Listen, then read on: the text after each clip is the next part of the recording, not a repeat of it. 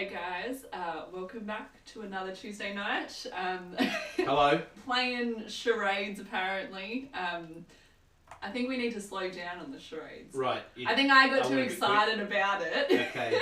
I'll try and do ones Continue. that maybe go over the camera a little bit easier. But I just thought people are watching the little thing in the corner. Maybe I could just do something for those who are on early. Now you picked Gone with the Wind. Why was that your first charade I option? honestly I don't know. I think it's like a history of cinema thing. I do not know why I thought of Gone with the Wind.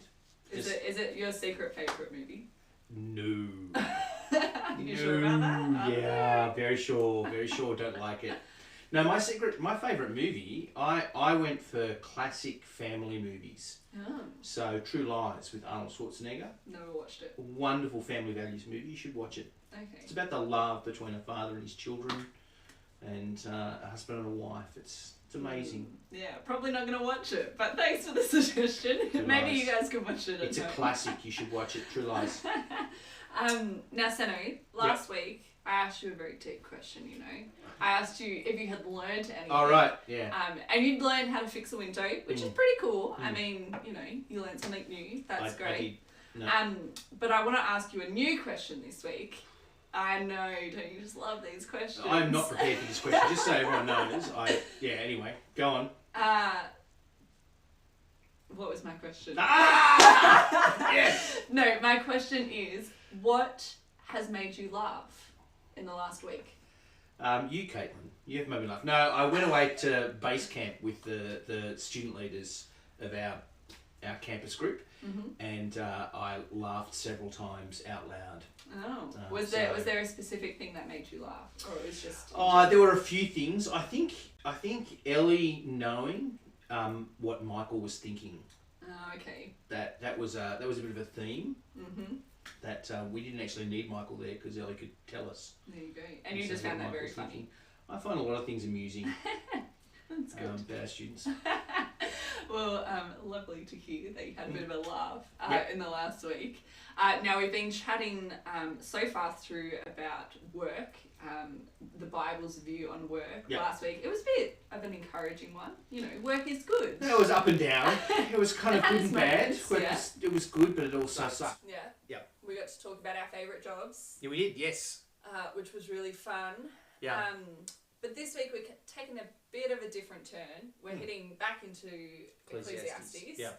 So that'll be really interesting. It starts off with a banger, as we'll see. We will. But it kind of brings up this kind of hard-hitting question about our worst jobs. And so, you know, good mood last week. We're going to go with a bit of a harder mood this week. Yep. And like last week, we have two people on the line We do. ready to come and chat with us. So we're going to get them to join now, hopefully. So we have Mackenzie Hasty and Jess Murray on. And so they hopefully. But we're going to chat to them about their worst jobs. So Seno. Oh, here they are. Yep. We can say hi to them now. Hey guys, how are you going tonight? Not bad. Yeah, pretty alright. Pretty Call me alright? Mackenzie though, so Bit of a uplifting mood so Yeah. far. You cheated, Max, but yes, Oh. got it. you just don't want to admit I was right. I saw through your act. You did. Someone had to get it, Max. Someone had to did. get it. Maybe you can play charades for us next week, Max. No, absolutely not. Okay, but worst jobs. We want to hear about the nitty gritty stuff that we've all been through in our work lives. Mac, you got to share with us, you know, your favourite job last week. Waiting, pretty great, pretty awesome. But I want to hear now about what has been the worst job that you've had. Okay, so I'd say the worst job I ever had was back between, it's kind of like the end of 2017 to the start of 2018.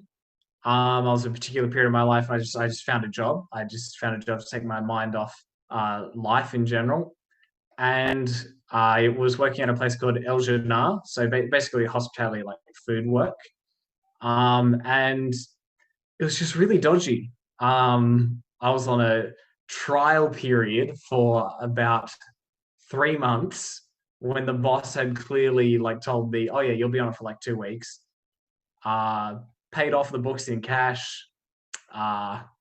Very little, health and safety, good stuff. Highly illegal, very dehumanizing. So yeah. Isn't that so interesting that you can have one job which is your favorite, that is, you're a waiter in that situation, you're in the hospitality industry, and yet your least favorite job was also in the hospitality industry. Yeah.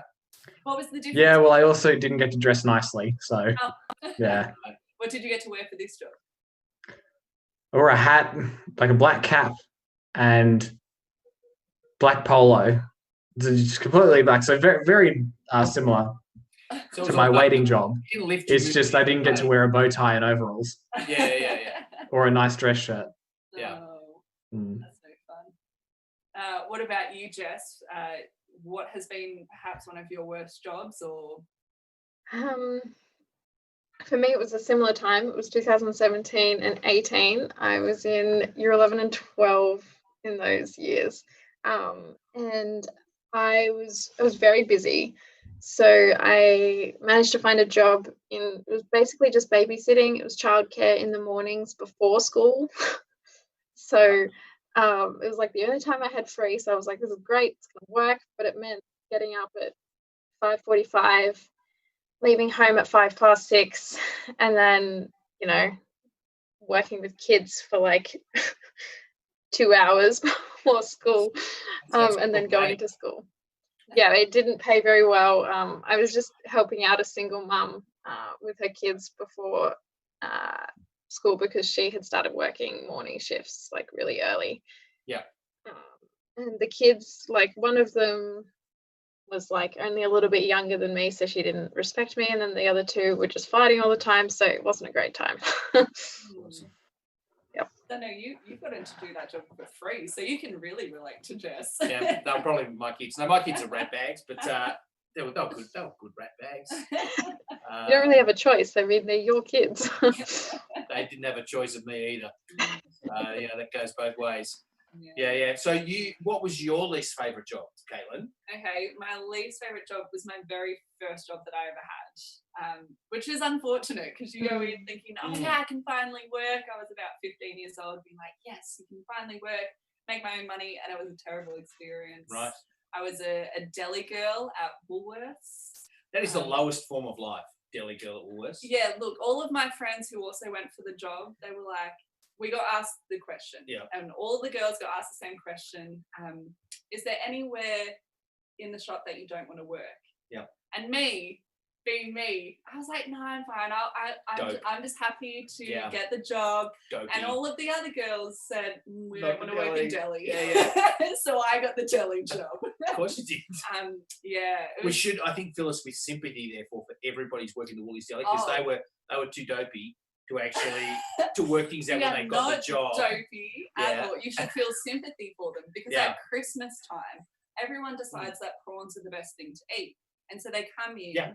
for weeks before Christmas and they just ask for kilo bags of prawns. And so you're there putting your hands, like with gloves and bags, into just prawn stabbing territory. And Right. you just have to walk away with prawn stabs all It's over like the a place. blood all over. Yeah. No, it was terrible. It was not a fun time that I had, actually. Right, okay. There you go. What about you? Yours was your first job as well, wasn't it? It was, yes.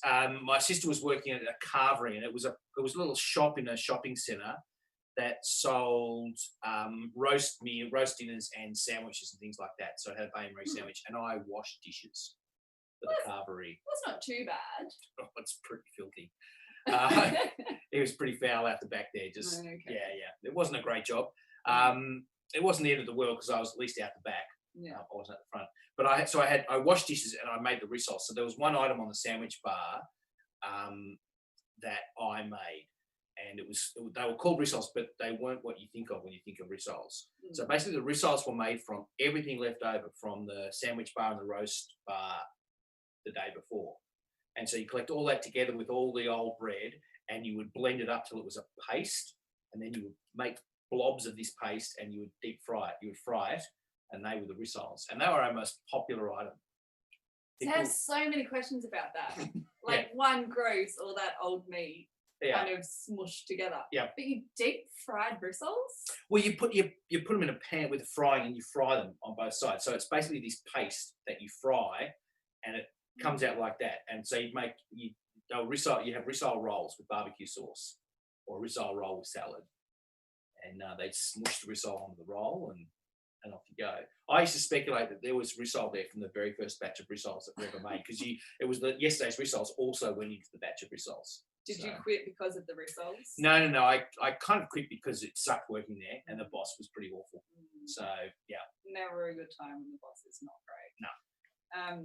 Well, there you go. There's some of our worst jobs. Maybe you guys at home watching can share with us perhaps your worst job experience. But Jess and Mac, I'm surprised that you guys did not share with us your worst jobs were actually something back in like the 1800s or something. We've got a video of you two and you guys star in it, and it's super great because I think you guys had the best jobs ever. And so we're gonna watch that now. Stanley's prepared something for us that we will get to watch. So take a look at this now.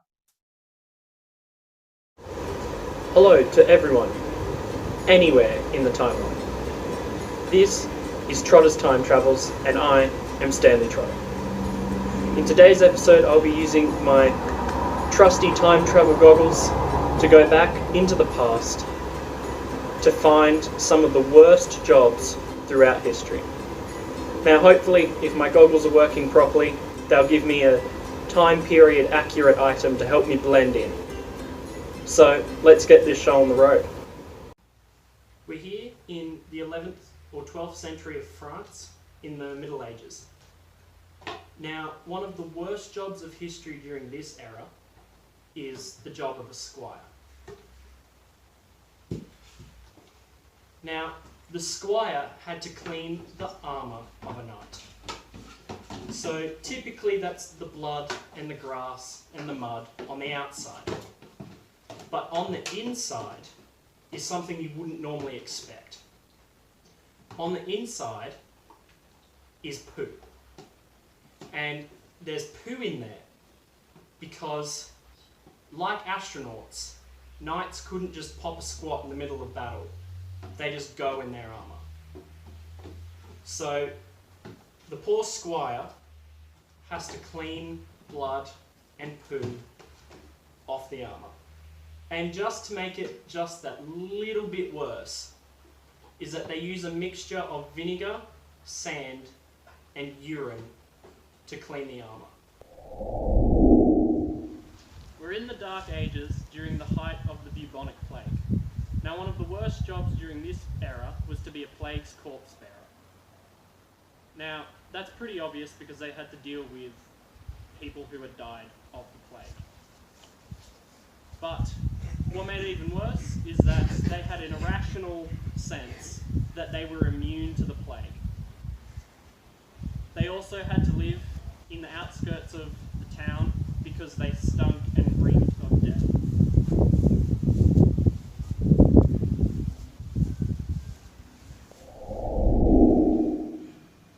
We're here in Tudor England. Now, one of the worst jobs during this period of time was to be the whipping boy. Now, this job was bad because when Prince messed up, which admittedly was a lot, the whipping boy would take the punishment of the prince because the royal advisors of the court were not allowed to hurt the prince unless they were the king. So, when the prince messed up, the royal advisors would call for the whipping boy. Whipping boy! And take out the punishment on the whipping boy.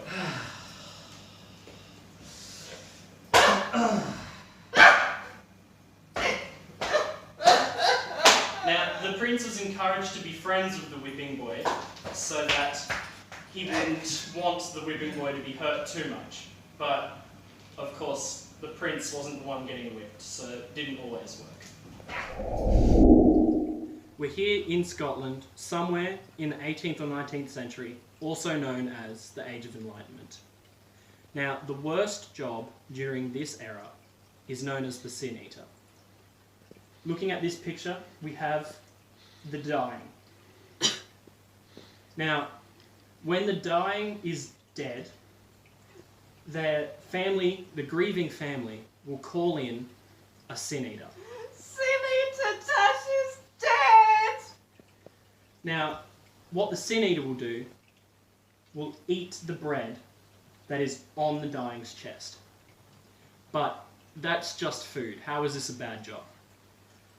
So the reason that this is so bad is because that bread is supposed to hold all the sins of the person as they die. So the sin eater is literally eating the sins of the deceased. And because of this, they're an outcast of society. And what makes it even worse is that she's doing this for only the equivalent of a few dollars. Well, there you have it, folks. Some of the worst jobs throughout history. I'm Stanley Trotter, and this has been Trotter's Time Travels.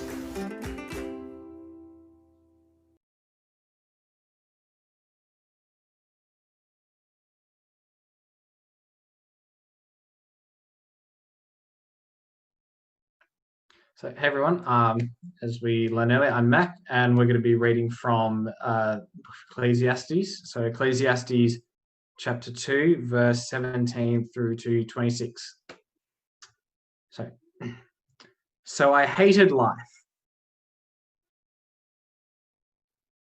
because the work that is done under the sun was grievous to me. All of it is meaningless, chasing after the wind. I hated all the things I had toiled for under the sun, because I must leave them for the one who comes after me. And who knows whether he will be a wise man or a fool.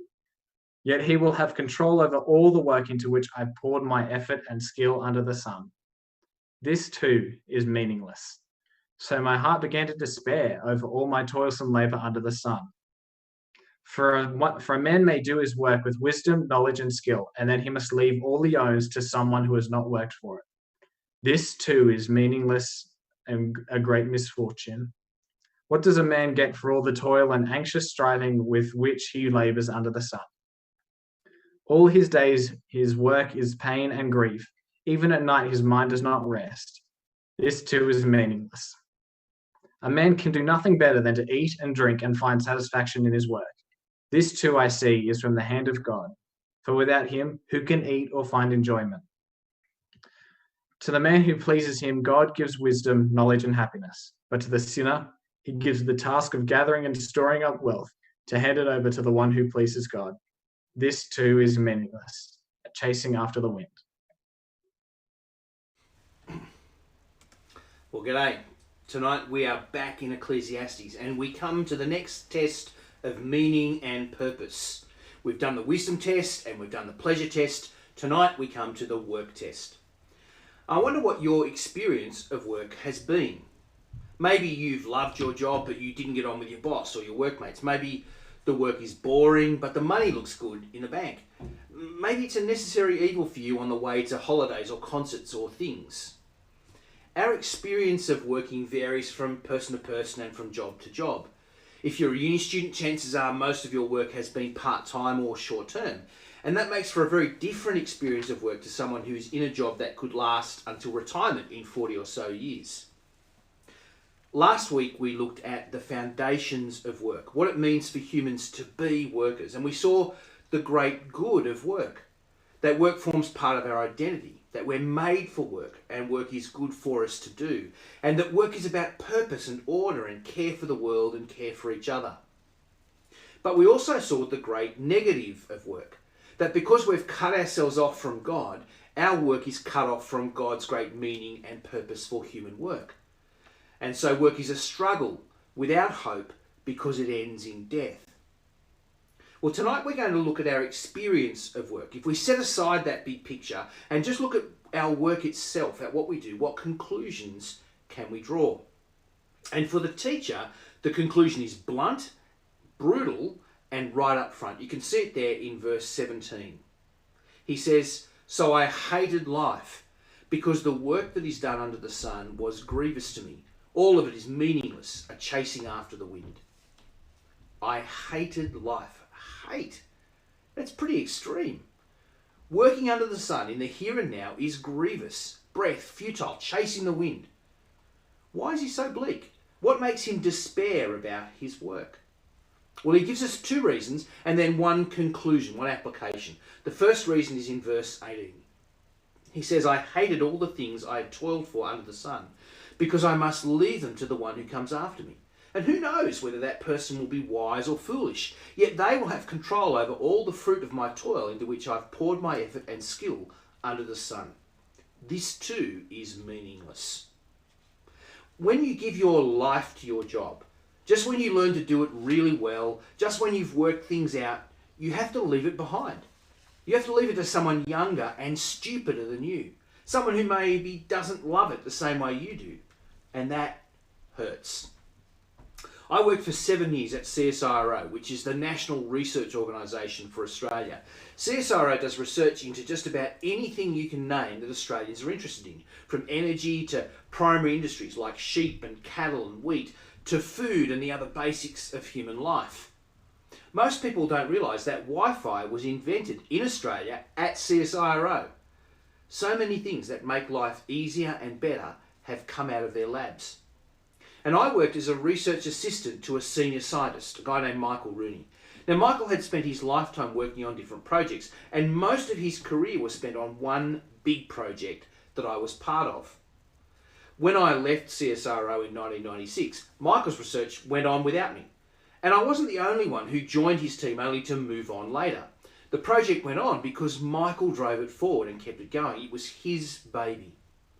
But a few years ago now, Michael retired. And when he retired, his project retired with him. It ended. Why?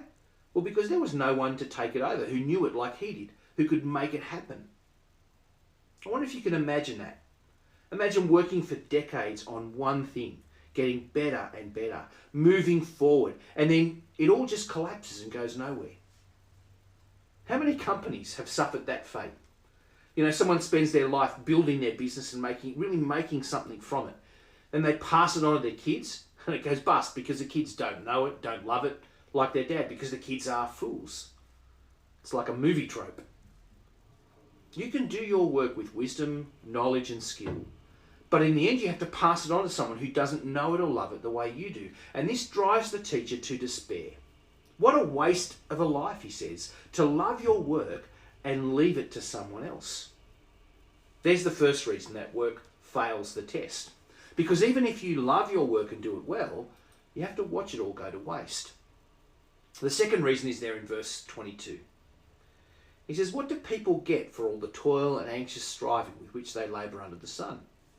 All their days their work is grief and pain. Even at night their minds do not rest. This too is meaningless. What do you get from work? We spend the vast majority of our waking lives at work, 40 or so hours per week, 48 weeks a year for around 45 years. And work is hard. It wears us down physically, mentally and emotionally. If you're close to someone who does a physically demanding job, you can actually watch their body wear out over time. You watch them struggle to work with niggling injuries because they have to keep working to keep food on the table. My dad was an electrician and he worked hard in a dangerous job. He had lots of little injuries and pains and a couple of major injuries. He just had to keep going. He never had enough money to just kick back and enjoy things. He never retired. He had to keep working. What stopped him in the end was a heart attack. After surviving cancer and life-threatening burns, eventually his body just wore out and his heart packed it in. For others, it's not so much the physical strain of work, it's the mental and emotional impact. Jobs like policing or nursing or paramedics and other jobs, they take a huge toll on people. The vast majority of people don't even make it to retirement in those careers. And then there's the normal strain of working in a job that's just wearing us down rather than inspiring us or filling us up. I remember a few years ago talking to one of my grads who got his dream job when he left uni. And 6 months later we were having a chat and he said, Seno, I'm depressed. I got this great job. But then it just suddenly occurred to me that this was the rest of my life and it was going to be the same thing day in, day out, year in, year out, forever. My job at CSIRO was in many ways a dream job. It was amazing. But even there, I kind of felt like the teacher does, because work wears you down. We all dream that our work will be something world-altering, self-actualizing, profoundly satisfying experience. But then we work for a few years, and we realise even the best job can't live up to the load of expectation we lay on it. And if you wonder whether this is a bit bleak, go and talk to the people who've already worked this out. They're there at uni with you. They're called mature age students. Ask them why they've radically changed their life path to train for something different. It's because they weren't satisfied. There's no way to win with work. Either it consumes your life and eats into everything else, poisoning family and rest, or it's just a boring means to an end that takes up way too much of your life for no real purpose. It's anxious striving without relief. You can't stop because you've got to eat, you've got to live. It's pain in the body and grief in the heart. Maybe doing an uninspiring job that you just got to do, or working a good job with horrible people, or doing a job that cuts you to pieces on the outside or on the inside. And by the time we finish work, well, we're too old to really enjoy life anyway. We're just in time to watch our vitality fade and our faculties desert us bit by bit. All of this, the teacher says, makes work meaningless, breath, futile. And the teacher is warning us, he's preparing us. He's saying this is what you face as you look ahead to a lifetime of work. So what do you do about that? I mean, you can't not work. You can't not prepare for a career. No one's going to support you to bludge on them your whole life. Well, the teacher's best advice is just get on with it. So he says in verse 24, a person can do nothing better than to eat and drink and find satisfaction in their own toil. This too I see is from the hand of God, for without him who can eat or find enjoyment? The best you can hope for is to get some sense of satisfaction from your work as you go. To go home each day knowing, I did something. I kicked some goals. I got something done. I ticked off some of those boxes on my to-do list. I can eat my dinner and know that I earned it. I think one of the ways we find satisfaction in the daily grind of work is in what our work provides for. You know, caring for our families, or raising our kids well, or supporting good causes. These kinds of things help to motivate us to keep going with work, even when it's the grind. And all of this you can do, the teacher says. It's in your power. And in fact, it's the best thing you can hope for. But happiness, real joy, fulfillment, well, this, says the teacher, is outside of our control. It says it in verse 26. He says, God gives wisdom, knowledge and happiness to the one who pleases him. Now, I don't think this means that if you do all you can to please God, he'll give you happiness. I think this is saying that God gives happiness to whoever he's pleased to give it to whoever he chooses. It's a bit like saying the outcome is outside of this world, beyond the sun, or to our eyes, random. Why do some people find true joy in their work while others don't? Well, we don't know. It's beyond us. It's up to God, according to the teacher. So we can't rely on it. All we can do is plug away and try to find some sense of satisfaction in going to work every day. It's the best you can hope for in a world where work is both inevitable and painful. Now, is there more to say about work than the teacher says here? Well, absolutely there is. But this is a pretty good, fast and dirty summary of what we're looking forward to in a lifetime of work. It helps us to understand why we will all struggle with being workers. And it gives us some good advice for coping in the hard times. And it also screams out at us that there has to be something more than this. Surely there must be something more than the daily grind until the inevitable end. Surely there is more than just labour and toil under the sun. I remember hearing a story, I don't know if it's true or not, but I really hope it's true, about a gravestone in a cemetery in Sydney for a man named Harold Rubens. Now, it had his name, it had his dates of birth and death, and then it had one more detail, one thing that summed up his whole life. It simply read, he was an accountant. Wow, what a way to sum up a life. He was an accountant. And we laugh at it, but what's really the difference for us? What difference would it make to say she was a teacher or he was a nurse? Nothing really. Surely there has to be something more about us. But friends, for there to be something more, something that gives our lives meaning and purpose and hope, we need there to be something beyond the sun. We need a meaning for our lives that gives being an accountant or a teacher or a nurse more meaning than we can give it.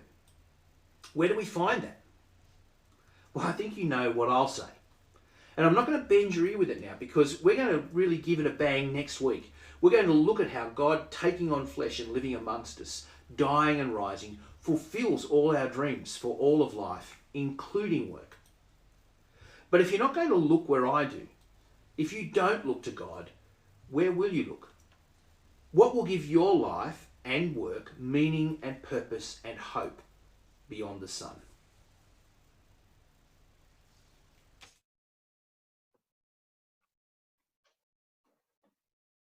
Hey everyone, we're going to pray now.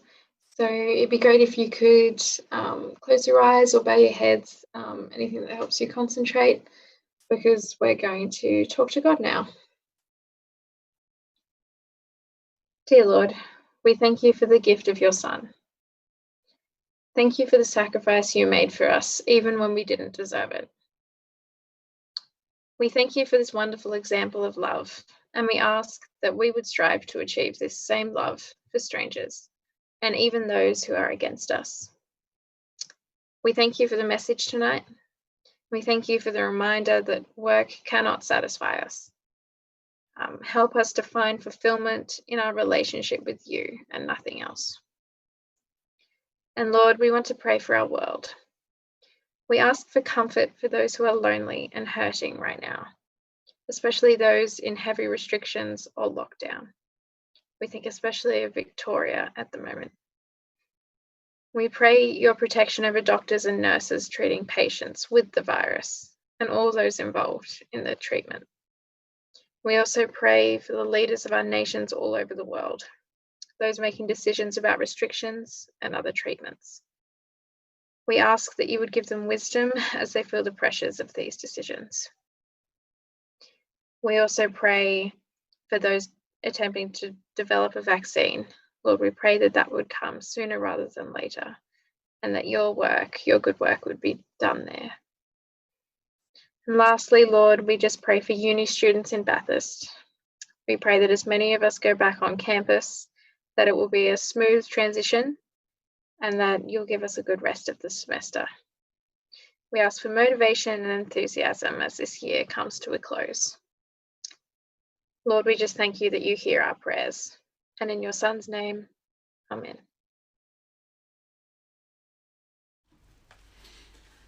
Thank you very much for praying with us and for us, Jess. Thanks for giving a talk.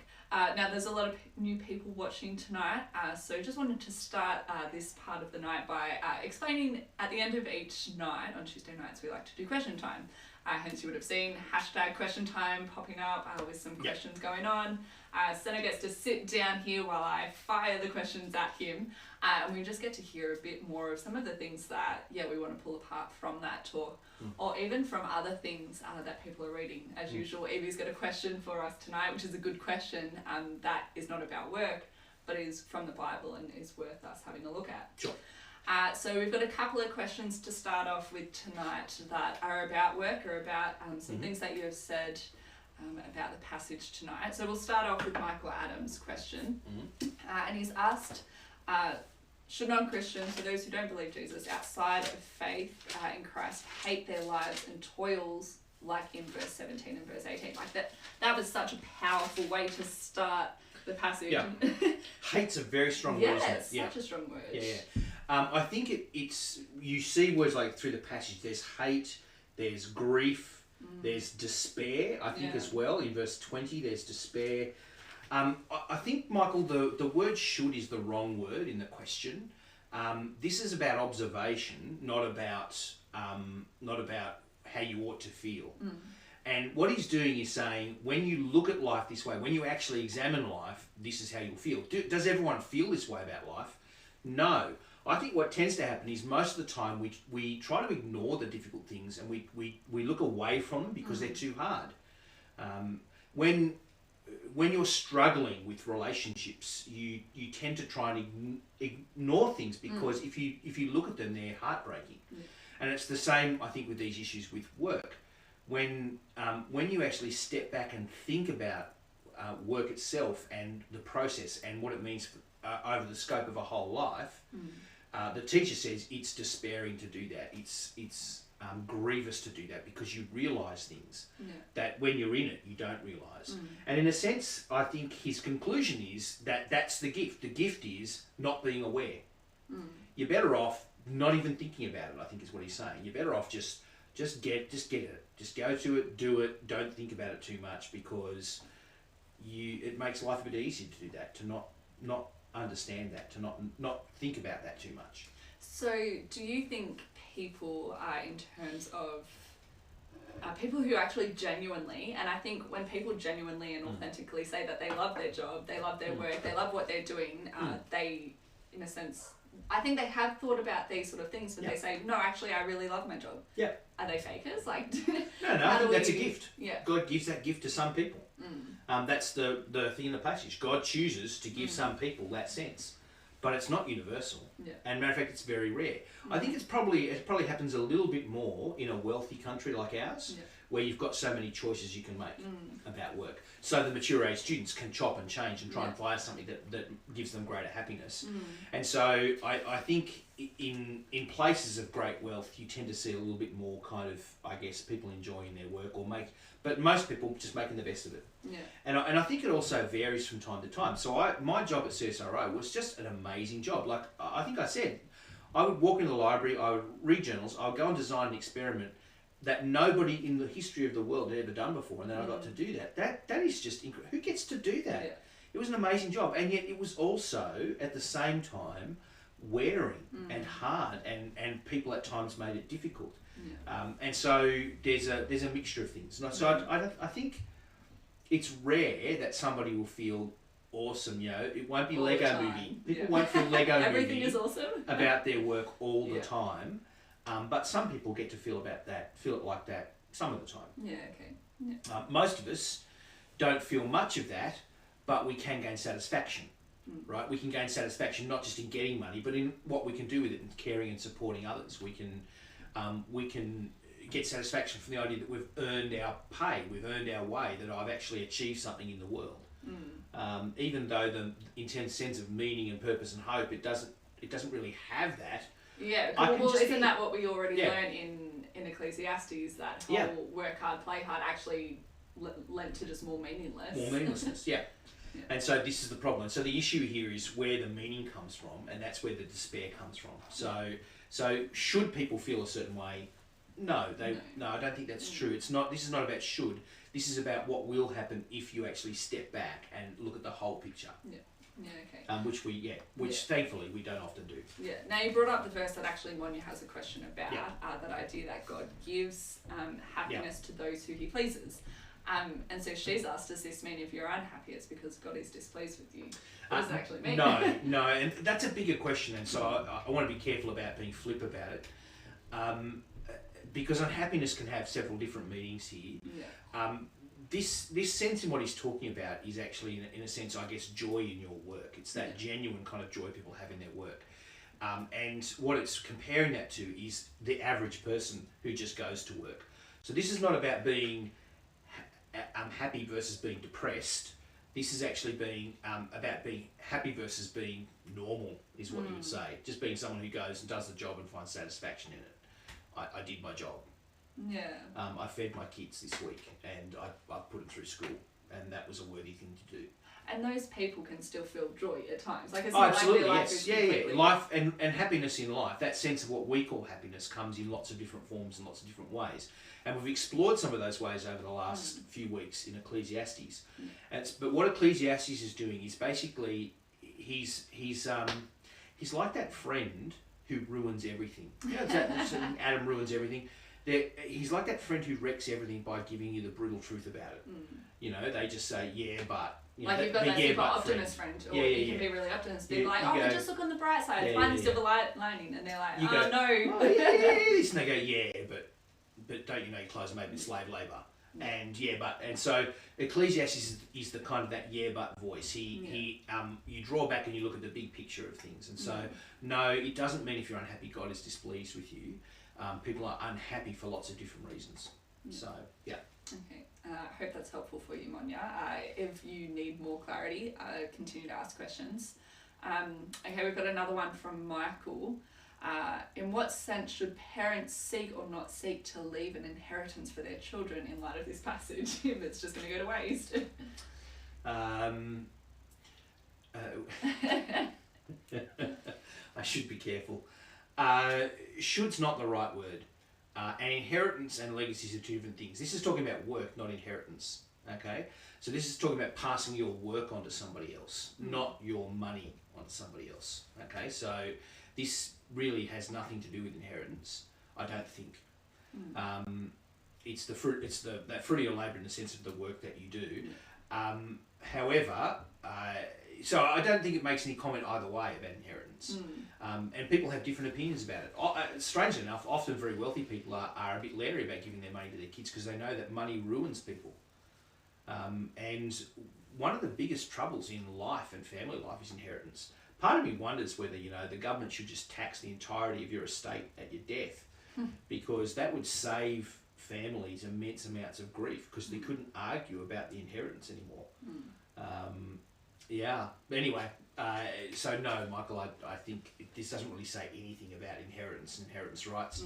I think parents seek to leave their money to their kids. I think one of the things, as you guys, a lot of you guys are at uni age and your parents are still in their middle age, they're still in the middle of their working life, but in the next 20 years, your parents are going to get older and retire, and you and your siblings are going to start thinking about inheritance. And my warning to you is be careful of your own motives. I think the big trouble is actually not the parents, it's the kids. Parents often are quite generous, and it's their money and they should spend it how they want. My brother and I had to take care of my mum's finances towards the end, and we made a pact together that we did not care if we never saw a cent. This was her money to use as she wished, and we didn't care. And as it turned out, we got very little. So there you go. So it's just, I think it's more of an issue for the family than it is for the parents. Yeah, okay. So thinking a little bit less about inheritance, but something that stood out to me, not only as we looked at the Bible passage itself, but as you actually talked about your colleague from work and his project and his research going to waste. Well, not really to waste, but in a sense it finished when he finished. What came out to me was that selfish nature of what they were doing, of what the teacher starts talking about in terms of he cares so much about what he's done and about what's happening in the time that he's alive, that as soon as he dies, he thinks, okay, it's not worthy anymore, that nothing he's done leaves to it. And so I just wonder about that selfish nature behind it. Is that a good thing or a bad thing? Yeah, it's an interesting question, that question of legacy, isn't it? Leaving a legacy for the generations to come. And he doesn't really talk about that terribly much. Maybe we'll get to it later in the book, I don't know. But here it's certainly not a focus. Here his focus, I think he is, it's quite selfish. It's about me. Yeah, okay. Very helpful, thank you. Okay, I'm going to jump to Andrew's question, so we'll hop off work for a little bit, but I see some more questions coming in. So it's from Deuteronomy chapter 21, 18 to 21. Apparently it talks about what to do with rebellious sons, and the punishment is quite steep. It seems very harsh. Is there something about how rebellious the son needs to be? It talks of gluttony and drunkenness, but seems very vague. Hashtag super confuzzled. Thanks, Andrew. Super confuzzled. I should have gone back and had a quick look. So this is the punishment for a rebellious son. It's interesting that we don't tend to think much of rebellion, but the Bible does. The Bible's got a very different worldview with respect to rebellion. I think in Australia, we take rebellion as a bit of a badge of honour, and that to reject your family in some ways and to walk away from them is kind of par for the course. You've got to identify yourself, right, Caitlin? Yes, always. Well, I was the same, and I really, told my parents to step off and, I'm going to go and do my own thing. And in Australia, that tends to be the way we live, and there's almost an expectation that our kids will do that. They'll actually chart their own course. Whereas in the picture here, family is actually incredibly important. and those relationships in family are important, and you're particularly honouring your parents is profoundly important. And I think that's got to do a little bit with God himself. So I think in some ways the Australian attitude to parents is like our attitude to God. That God is like a father to us. He's given us everything, and we treat him like crap on the bottom of our shoe, you know, like a something that's annoying and painful and in our way, and we need to get rid of, and step away from. And so I think what's being mirrored here in the relationship of parents and children is actually the relationship of God's people to God. And that's why the punishment for rebellion against your parents is so harsh. And I think the things that it talks about here are, I guess, indicative behaviours, the kinds of things people do to destroy a relationship with their parents. We find it really weird that amongst the sins that the Bible deems worthy of punishment is rebelling against your parents. We kind of go, what? Really? Yeah. So I think one of the ways to get unconfuddled about this is actually to soak yourself in the culture of the Bible and start thinking about the implications of these things. Yeah, okay. I think that's my just 5-minute digging. No, it's such an interesting perspective to actually think about that relationship then to how we think about God, because I think that's 100% true. We reach a certain age when we become children into adults. I still remember the time that I think I turned 18 or something, and I was asked to hang out with a friend and go somewhere, and I was like, oh, I'm just going to ask my parents first, and they're like, you're 18, why do you need to ask your parents? And I was like, because I live in their house with them, but that attitude, they very much are like, well, you're your own individual now, you don't need anyone else. So it's very interesting. We're going to jump to a question back into work now. So I know I'm skipping some questions, guys, but I promise if we don't get to them tonight, we will get to them on Thursday. But Olivia's asked a question. How do you help instill a good work or a good work ethic into a fellow believer who is constantly apathetic in their job and in their work? That's a really good question, Lydia. And partly I don't know how to answer it because sometimes I'm the apathetic and lazy worker. Often there is a big personality difference, I find. Some people are much more just driven as people, and other people are unmotivated people. And we the two different sides struggle with one another. You know, the lazy people tend to look at the driven people and go, you just overwork, you go too hard, and the driven people look at the lazy people and go, oh, you guys, you know, wake up. And I think there's something to learn from both of them. I think the writer here would say, my advice is consequences for people. So don't enable people to do what they do, and don't be party with them in doing what they do. And so if you know, don't allow people to be lazy by helping them to do that, by allowing them to do that, by propping them up as they do that. Do you think, in terms of like thinking about why are they actually apathetic in their job, like is it, you know, I know that all jobs in a sense come down to the same sort of thing, like it is a job, and we are finding that there is meaninglessness in all jobs, but there is also meaning in them as well. And so actually thinking, is it in some way about that job that they're in? Is there some form of environment that they're in that perhaps moving to another job might be the better case scenario? Well, like, is it thinking I can tell you those things? from my perspective, no. I'll be And why is lazy. that? I'll be lazy because I'm a lazy person, and so how I'll be do you lazy in deal whatever with those job. things? I think here's the big picture thing, Olivia. I think the only tool we have as Christians is the gospel, and that sounds bizarre, but it's true. The only thing that will change our behaviour is actually understanding who God is and what He's done for us. And so, because the kind of things we want to talk about with people is actually loving others. You know, he's not, you know, someone who claims to be a Christian, therefore claims to love other people, and yet who's lazy. Well, laziness is hateful to other people. Laziness defrauds other people. It steals from them, in effect, steals their time, and it's not good. You know, so I think in some ways talking to people about love and how they're loving people, because I wonder if this person is quite fine with not caring about other people. I think if they're a Christian person, they probably go, well, no, I'm not okay with that. Yeah. I actually think I should love other people. Mm. And yet they're not seeing their laziness, their continued apathy about work as a form of, in a sense, hatred of people or of mistreatment of other people. Yeah. Because diligence comes out of the heart of somebody who generally wants to do good for others. They'll be diligent in their job. Yeah, it's often hard as well trying to be that person to talk to someone like that, Yeah. to be like, oh, you know, Yeah.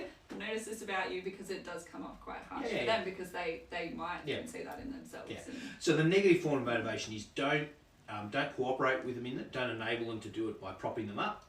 The positive part of it is help them to see love for others as a motive as a Christian. And the way you do that is by actually looking at the gospel with them. You know, this is why we open the Bible up with one another, because we want to remind each other of what God is like, what He's been like with us, and therefore how we ought to treat other people. And so I think that's probably the best path. I think that, you know, everyone talks about, oh, what could we do to motivate this person to do this thing? And I think in some ways that's, it's probably I think it's a dead end to go down with people. I think you're much better to actually help them to address their own behaviour, and help to gain self-control, because in a sense, laziness is a form of lack of self-control. You're lacking the ability. So I'm a naturally lazy person and I will rest first. But I need to recognise there are things I need to do. You know, I could have sat around all day today, but then I wouldn't have written the talk for tonight. We actually need to get on and do our work because we want to care for other people and love them. So, yeah. okay. So let the gospel, I think, guide your ethics there. Okay. Another question about work from Stanley is, how do we keep a balance between burning out with our work and being bored with it? Oh yeah, that's a really good question. How do you balance burning out and boredom? I think, honestly, you tend to be either one or the other. And so someone who's bored with their work is very unlikely to be burned out by it, because people who get burned out by their work are people who are into it. You burn out because you are so into something that you fail to rest. And so they're two extremes, but they're not two extremes in the one person.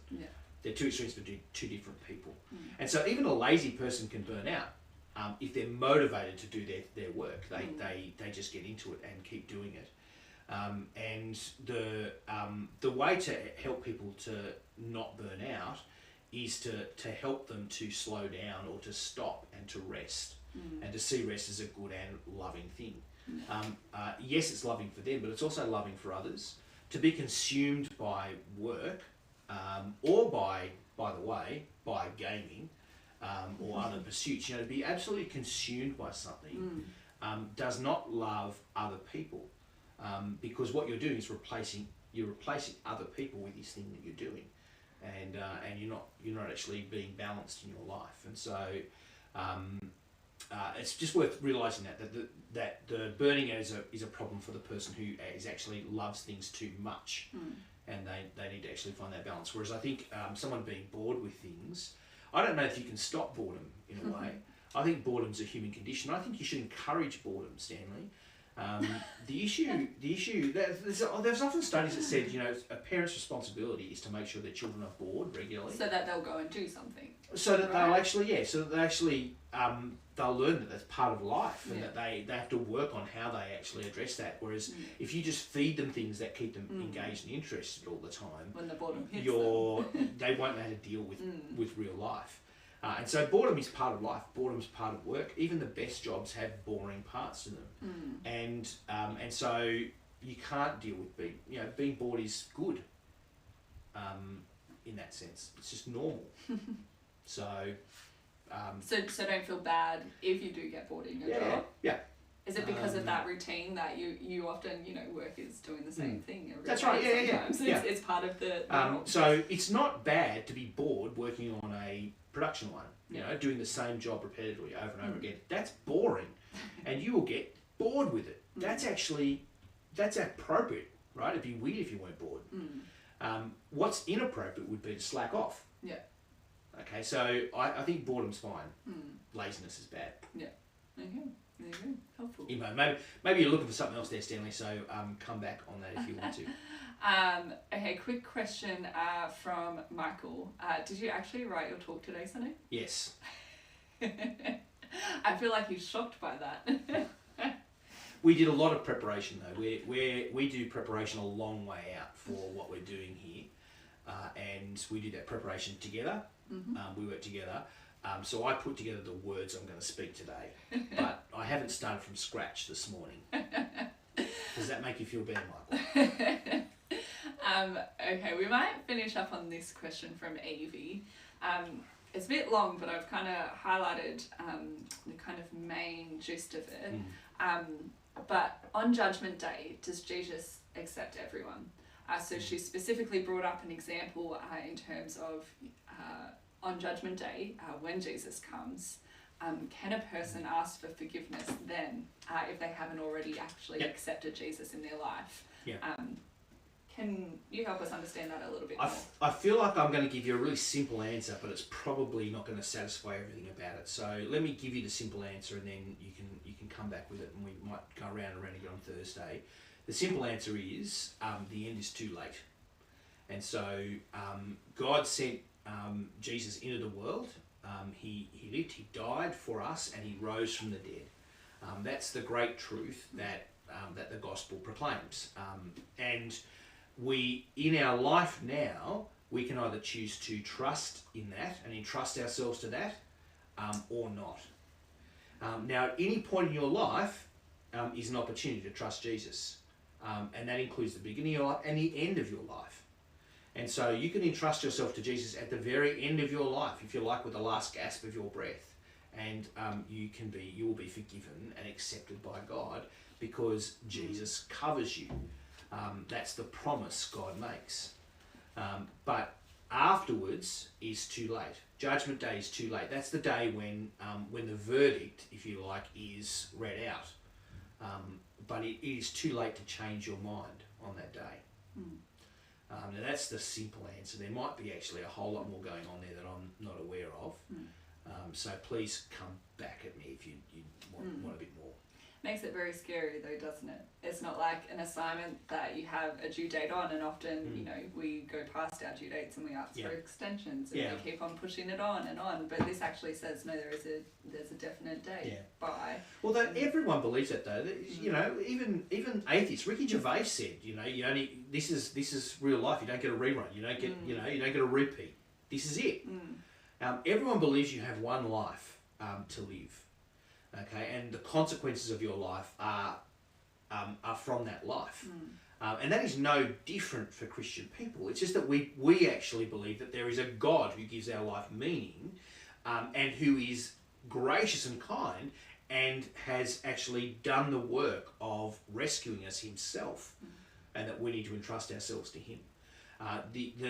And that's the difference. The difference is we have a God who kindly rescues us. And so we have someone, if you like, beyond the sun who does that. But everyone believes this life is it. And the consequences of this life are it. They're just a bit weird about the ending, I guess, or different about the ending. So it's funny, people often get all hung up on the idea of judgment and Christians, but it is no different to anybody else. You are judged on this life. Now, for an atheist, you're just judged by other people, I guess. They just make the verdict. Oh, I thought Santa was a bit of an idiot, or I thought he was okay, and that's about as far as it goes. For Christian people, we understand that God made all of this. That actually makes sense of the world we live in, and there are consequences for that beyond the grave. But what you do in this life is what matters, and whether you trust Jesus or not is what matters. And so, So in that sense, it's not. I don't think it's all that more terrible than any other thing. Just makes it a very serious choice. Yeah, absolutely. Yes. Well, that brings us to the end of our second week on work so far. We've had 2 weeks. We've raised big questions about the meaningfulness of work, or if so, the meaninglessness of work, and why that is. We went back to the start. We went back to creation, to what God wanted work to be, and how we fell short in that, and how we live in that tension now. And you know, even tonight, we've raised that question again of needing to look beyond the sun. Yeah. So that's what next week. Yeah. Next week is all about beyond the sun and work, and how when we look beyond the sun we see meaning and purpose and hope for human work. What that means for us in our lives, what it means for the way we go about work in the here and now, in the, I guess you call the meaninglessness of life. Yeah. So if you've had questions tonight that have been raised from this talk or last week's talk, stick around for next week where we'll kind of put it all together. Yep. We will talk about those big things there. And for those of you who we haven't answered your questions yet, we will get to them on Thursday. So keep on asking questions and we'll answer them all then. But for now, enjoy the rest of your week, guys. Bye. Thanks, man. See ya.